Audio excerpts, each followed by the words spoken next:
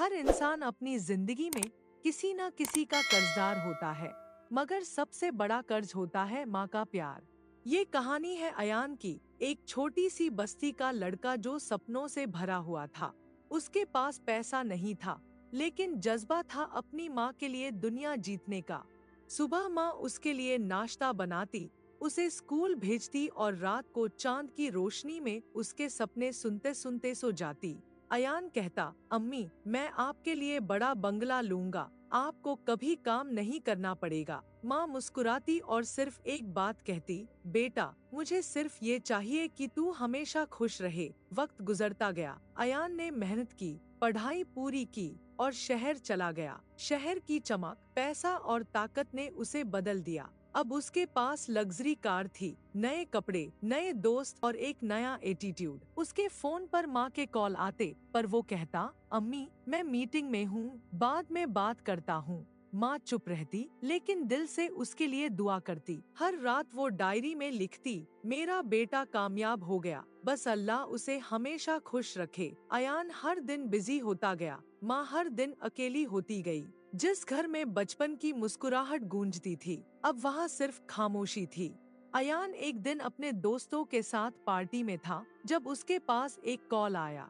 Call के दूसरी तरफ एक पड़ोसी रो रो कर कह रहा था, बेटा, तुम्हारी माँ हॉस्पिटल में है। अयान के पैरों तले जमीन खिसक गई। उसने तुरंत फ्लाइट ली, हॉस्पिटल पहुंचा, लेकिन देर हो चुकी थी। माँ का हाथ ठंडा हो गया था और उसके सिरहाने एक पुरानी डायरी रखी थी। डायरी के आखिरी पन्ने पर लिखा था, मेरा बेटा बहुत बड़ा आदमी बन गया, अब मैं चैन से मर सकती हूँ। अयान के आंसू रुकने का नाम नहीं ले रहे थे। साल भर की कामयाबी, लाखों रुपए, सब बेकार लग रहे थे। उसने पहली बार महसूस किया कि दुनिया की सबसे महंगी चीज, माँ का प्यार, उसने खो दिया है। अयान माँ की कब्र के पास घुटनों के बल बैठा था। हवा धीरे धीरे चल रही थी और उसके दिल में तूफान था। उसने कब्र पर हाथ रखा और कहा, अम्मी, माफ कर दीजिए, आपने हमेशा मुझे दुआ दी और मैं हमेशा आपको वक्त देने से कतराता रहा। उसके पास दुनिया की हर चीज थी, नाम, फेम, पैसा, मगर अब वो सब बेकार था।